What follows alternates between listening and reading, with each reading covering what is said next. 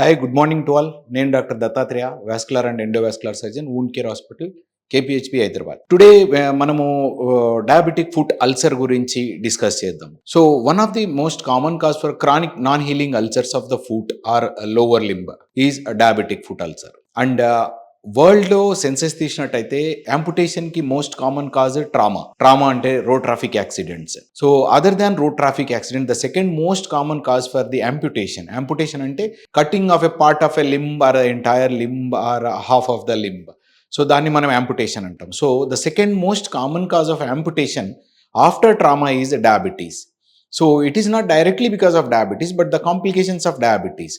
So diabetes వల్ల మనకు various complications అనేవి వస్తాయి. సో ఇందులో మనం చూసుకున్నట్టయితే ఒకటి న్యూరోపతి, పెరిఫరల్ న్యూరోపతి అంటారు, ఇంకొకటి నెఫ్రోపతి, ఇంకోటి రెటినోపతి.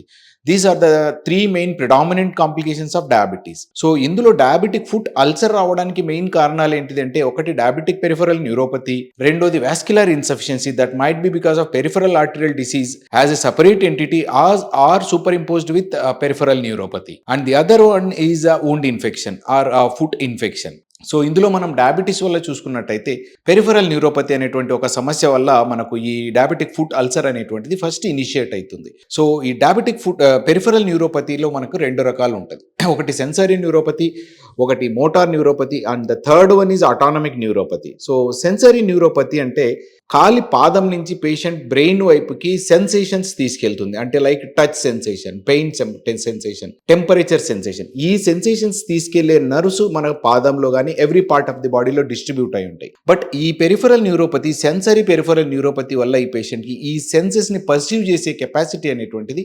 తగ్గిపోతుంది. సో ఎప్పుడైతే ఈ temperature perception are pain perception అనేటువంటిది తగ్గిపోయిందో పేషెంట్కి, ఎప్పుడైనా ట్రామాకి గురైనప్పుడు, అంటే ఏదైనా చిన్న దెబ్బ తగిలినప్పుడు కానీ, లేదా వేడి సర్ఫేస్ మీద కాలు పెట్టినప్పుడు బొబ్బలు ఏదైనా వచ్చినప్పుడు కానీ, పేషెంట్కి పెయిన్ అనేటువంటిది కానీ, వేడిగా ఉంది చల్లగా ఉంది అనేటువంటి ఆ సెన్సేషన్, ఆ స్పర్శ జ్ఞానం అనేటువంటిది కోల్పోతారు.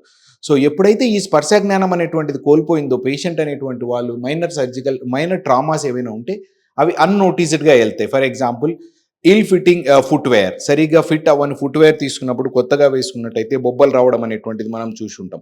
సో ఇటువంటిది నార్మల్ పర్సన్ అయితే ఎంబటే రెస్పాండ్ అవుతారు, పెయిన్ కానీ లేదంటే ఏదైనా ఇబ్బందికరంగా అనిపించి దానికి ఏదైనా క్రీమ్స్ కానీ ఇలాంటివి కానీ వాడతారు. బట్ డయాబెటిక్ పెరిఫరల్ న్యూరోపతి ఉన్న పేషెంట్స్లో ఈ సెన్సేషన్ అనేటువంటిది, ఈ సెన్సరీ నర్వ్ సప్లై అనేటువంటిది న్యూరోపతికి గురవడం వల్ల వీళ్ళు దీన్ని పర్సీవ్ చేసుకోలేరు.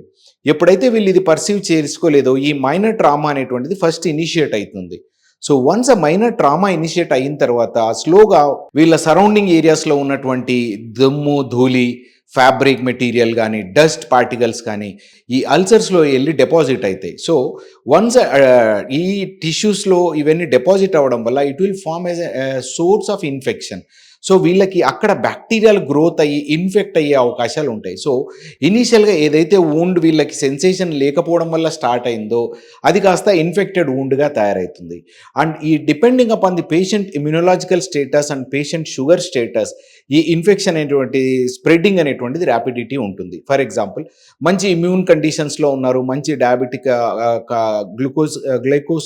గ్లూకోజ్ కండిషన్స్ కంట్రోల్గా ఉన్నాయి, షుగర్ లెవెల్స్ కంట్రోల్గా ఉన్నాయి అంటే ఇన్ఫెక్షన్ అంత ఫాస్ట్గా స్ప్రెడ్ అవ్వకపోవచ్చు. But at the same time old age గ్రూప్స్లో ఇమ్యూనిటీ తక్కువ ఉన్నప్పుడు కానీ, అన్కంట్రోల్డ్ షుగర్స్ ఉన్నప్పుడు కానీ ఈ ఇన్ఫెక్షన్ అనేటువంటిది ర్యాపిడ్గా సబ్క్యూటేనియస్ టిష్యూ అంటే చర్మం కిందికి స్ప్రెడ్ అవ్వడము, అక్కడి నుంచి local cellulitis or local redness or infection symptoms, and దాని తర్వాత ఇంకా డీప్గా వెళ్ళిపోయి వాళ్ళకి పస్ అది ఫామ్ అవ్వడము, అండ్ ఇంకా డీప్గా వెళ్ళిపోతే బోన్ అది ఇన్ఫెక్ట్ అయిపోయి బోన్, టెండాన్, మసిల్స్ ఇవన్నీ కూడా ఇన్వాల్వ్ అవ్వడం అనేటువంటి జరుగుతుంది. సో ఇటువంటి సిమ్టమ్స్, ఇటువంటి అల్సర్స్ మనకు ఉన్నట్టయితే ఎంత అర్లీగా అయితే అంత అర్లీగా మనం రికగ్నైజ్ చేసుకోగలిగి అర్లీగా అల్సర్ని మనం ఇంటర్వ్యూన్ చేసినట్టయితే అండ్ ట్రీట్మెంట్ చేసుకున్నట్టయితే యాంపుటేషన్ నుంచి మనం ప్రివెంట్ చేసుకోవచ్చు. సో పేషెంట్ అనేటువంటి వాళ్ళకి ఇనిషియల్గా ఎలా ఉంటాయి సిమ్టమ్స్ అంటే కాళ్ళల్లో పిన్నులతోటి గుచ్చినట్టు కానీ, లేదంటే ఏవో చీమలు పాగినట్టు అనేటువంటి స్పర్శ అనేటువంటిది అనిపిస్తుంది, లేదా కొంతమంది జోమ్ ఎక్కిన పాదాలు అంటారు. సో ఇలాంటిది నార్మల్గా పాదాల దగ్గర స్టార్ట్ అయ్యి క్రమంగా పైకి మోకాల వైపుకి స్ప్రెడ్ అవుతూ వస్తుంది.